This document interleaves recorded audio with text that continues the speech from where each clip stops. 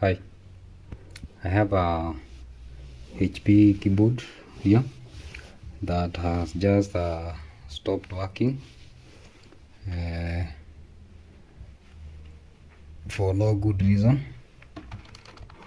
If I connect it to the laptop here, you see, and try to type something, nothing is happening. The lights are off, but if I try to twist this wire, I can hear a beep, and sometimes it works, sometimes it doesn't. So I'm also getting this alert. The USB device is not recognized. That means we might be having a cable problem. We have an issue with this cable. So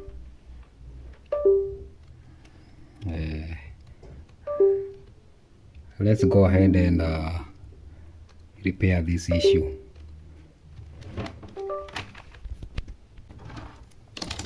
The first thing you do when you are trying to troubleshoot any issue with any gadget is use your eyes.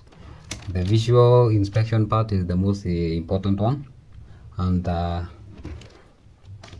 most of the times you will be able to find the problems by just looking at the thing you are working on. So with that being said, I paid a little attention and found that we have a cut at the base of this cable. Most likely this is what is causing all the problems. This is because while you are working, you will be placing your keyboard like this, and the cable will be going to the machine, and you keep on moving this cable like this. What you don't realize is that this cable will be twisting more at this point. This is the base, at its base, and if you look at the rest of this cable,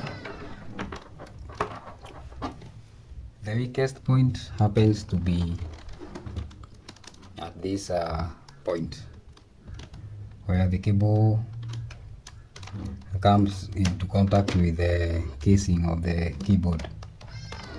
So the solution to this is, if you can have this keyboard fixed at one point, you'll be able to eliminate that issue. Most of these wired gadgets like keyboards and maybe mouse, you find that this cable will always break at this point. This is because of the friction you create when you are twisting it. So but you'll find that in most settings you might not be able to keep this keyboard in at one fixed point, and maybe you can come up with a way of reducing the twisting. Maybe you try and avoid moving the keyboard too much, but looking at this, it has a good life on it, so I can't complain much. And maybe this is a thing of age, and yeah. So the principle is just like this. If you take a piece of wire like this and twist it at one point, you realize that the friction will be more at this point as compared to the rest of the cable, and at the end the copper wires inside will break, and you'll have a broken circuit at that point. So what you have here is a good wire from outside but a broken wire from inside.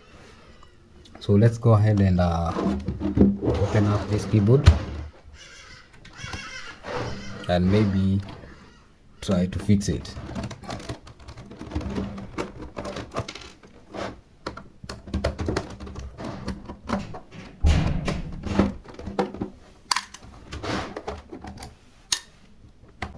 So since I do these videos using my phone, that is the best angle I can get without degrading the video quality.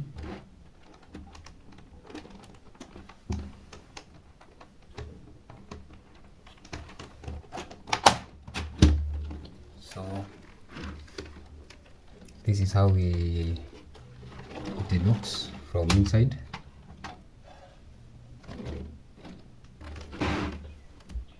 This is the point where the wire breaks. So we have a loose connection here. So what I'll do is I'll cut this part.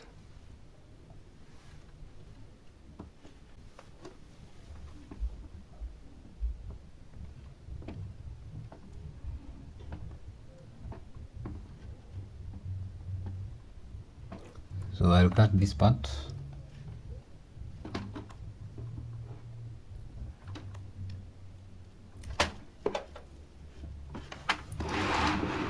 Now what should we do with this? So there is a plug here. Should we throw this part away, or I see I have a bead here.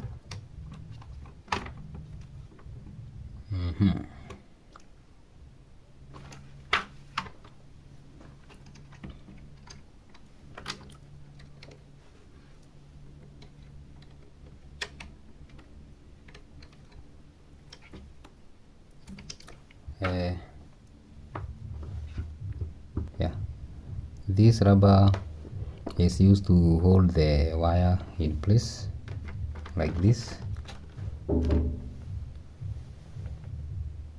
So what I'm going to do is that I'm going to make a clean joint at this point, since I want to keep this bead and this connector. The other way you can do is this: just remove the connector and solder the wires directly at that point. But I want to maintain this whole filtering thing going on here, and the connector too. So I'm going to make a clean joint right at this point. So I'm going to cut the wire at that point, and I expose the cables.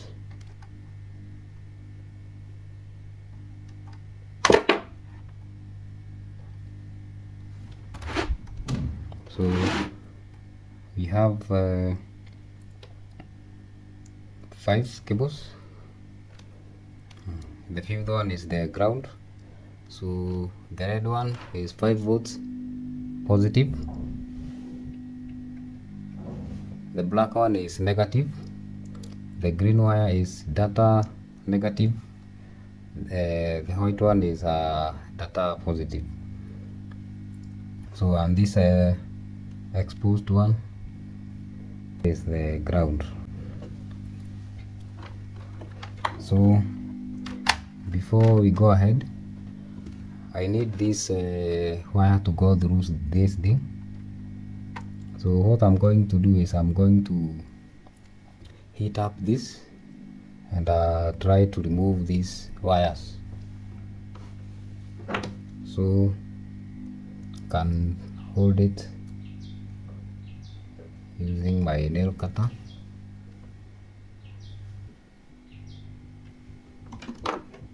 And apply a little bit of heat, not too much. The last thing you need is melting this part. It's very important because it will help keep the cable in place.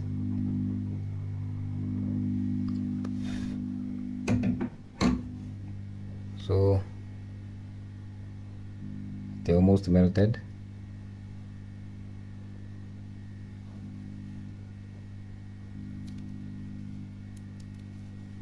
You can tell that I have managed to remove the small piece. So this, yeah, so this cable needs to go through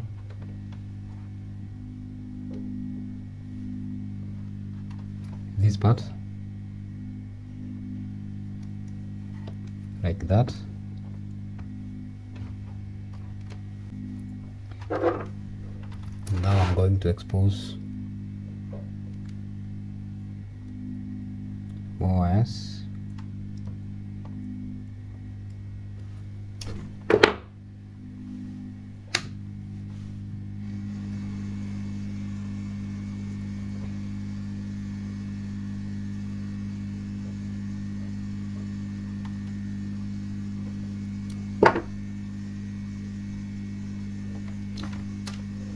Like that.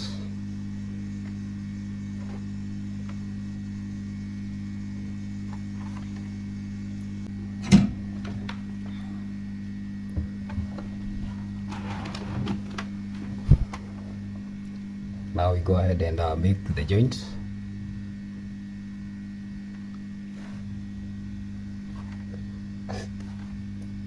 I don't have wire strippers, so this one will do.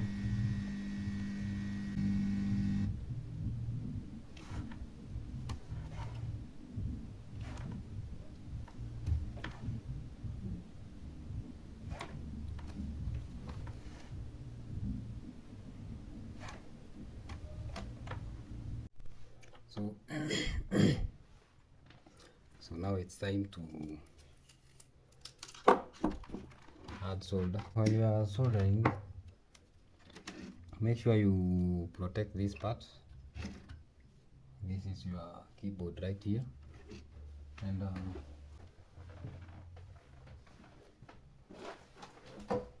I don't want some solder falling on it.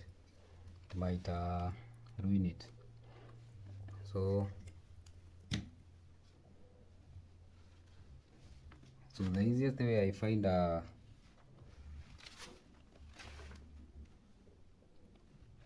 soldering these wires is to hold them like this, and use my these fingers to hold the solder, and add a little bit of solder on my soldering tip. So just watch and see how easy this is.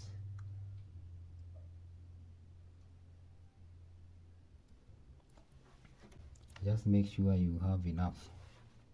Okay, so take a wire like this,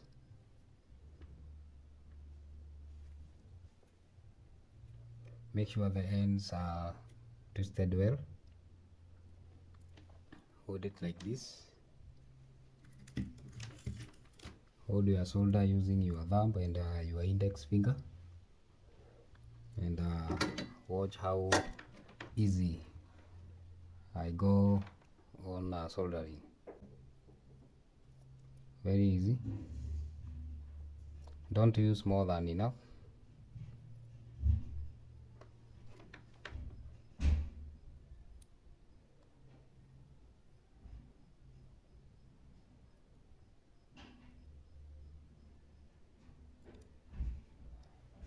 Also, this smoke is not good for anyone's health. And, maybe next time I'll do a video on how I can make a fume extractor. So this is the hardest part. Still use this method, and watch closely how easy it is. or you can just twist the wires to give them more attachment. That is one way of doing it.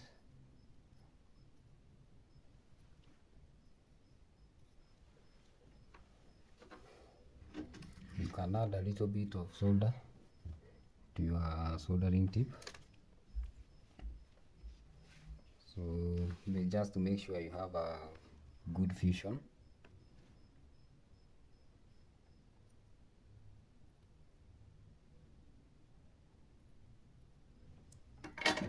That joint is very okay. We can remove excess wire. You have a good joint there.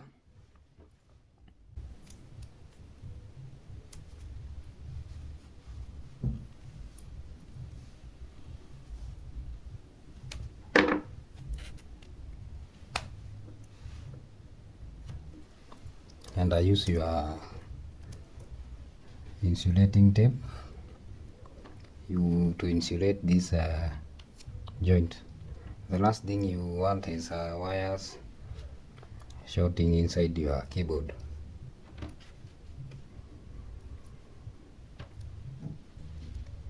See, and that is one hell of a clean joint.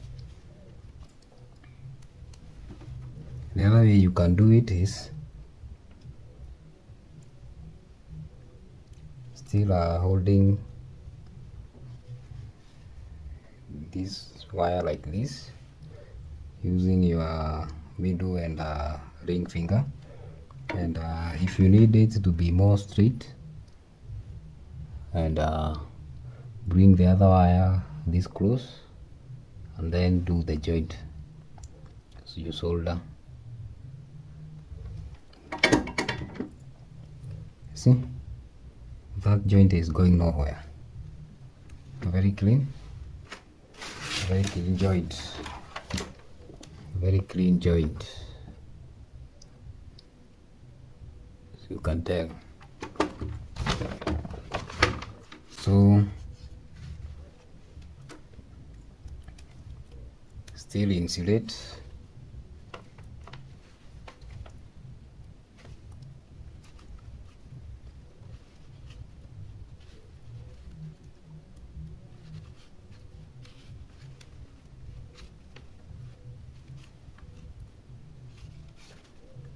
Insulate your joint. So I think we are done. So this keyboard is supposed to go like this.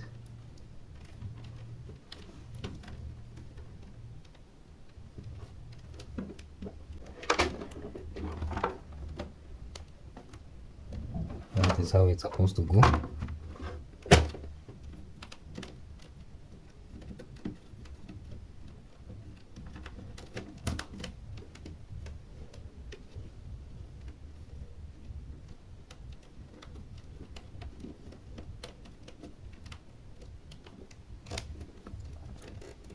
If you look closely, you will see that the last wire is not insulated. That is just a decision I made, and I look at it and figured it will cause no harm, since it's connected to the ground anyway. And the way this keyboard aligns, the back cover aligns with the front one, it will cause no harm. So I'll go ahead and put this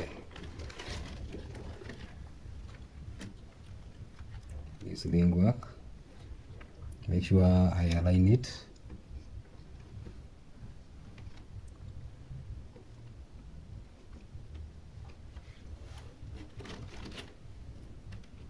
Align it very well. Now we need this.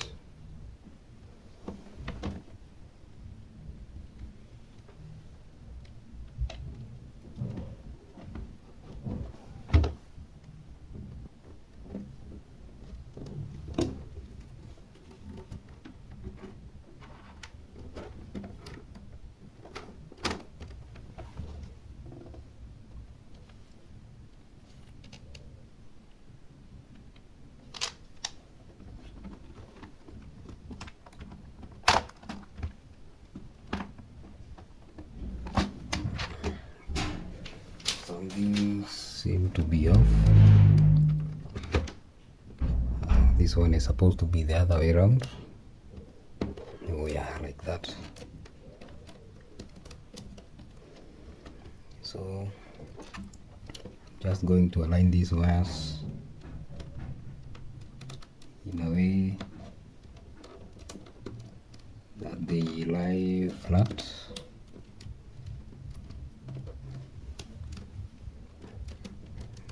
Now we have just given this keyboard a new life. Maybe it will go on for the next 10 years, 5 years, who knows. But it just got reincarnated.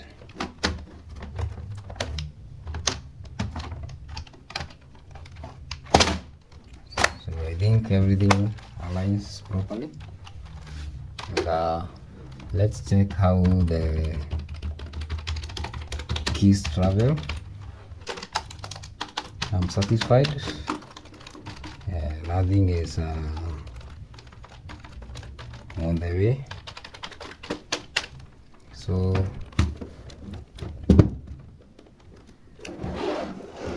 what is left is for us to screw the cover back in place.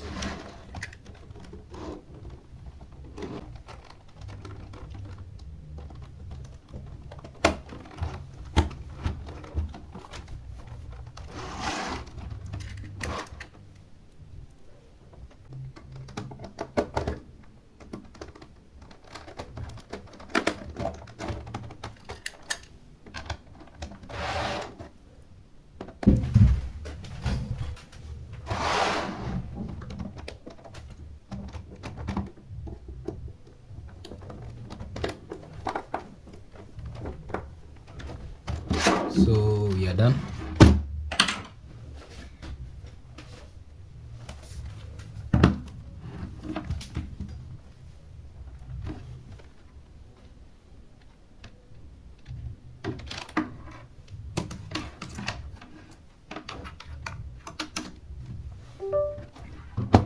Can hear the beep. Now our keyboard is okay. Can type anything you want. You can even go on a typing competition with it. So we just gave it a new life, and it will continue on serving. So see you next time.